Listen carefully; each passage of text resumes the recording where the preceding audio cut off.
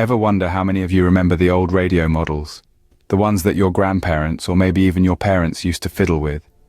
Perhaps you've even seen one in an antique store or at a flea market.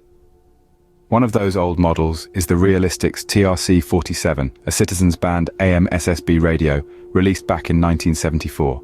This radio, believe it or not, was considered a top-tier entry-level radio in its time. It came with 23 channels and controls for volume, squelch, RF and gain.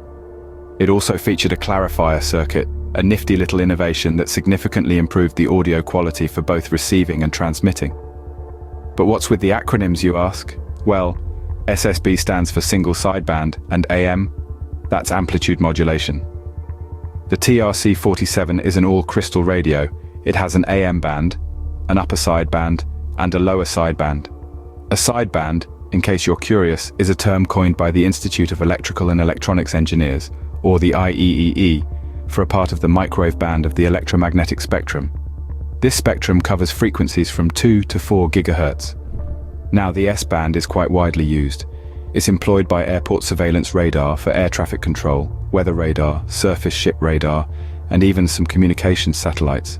NASA, for instance, uses the S-band to communicate with the Space Shuttle and the International Space Station.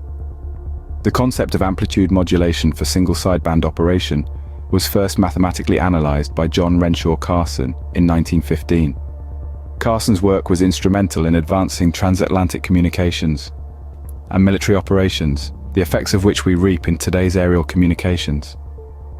Sure, this radio may seem irrelevant and dated in today's world, but the technology it houses played a crucial role in historical events like World War II and even the moon landing.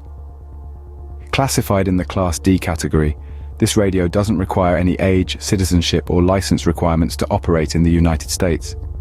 It falls under the license by rule part of the FCC rules. Essentially, if you abide by the rules, you're considered licensed. While this radio still functions, the question remains: who will you communicate with?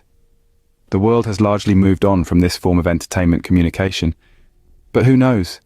Maybe there's still someone out there tuning into their TRC-47, waiting for your broadcast.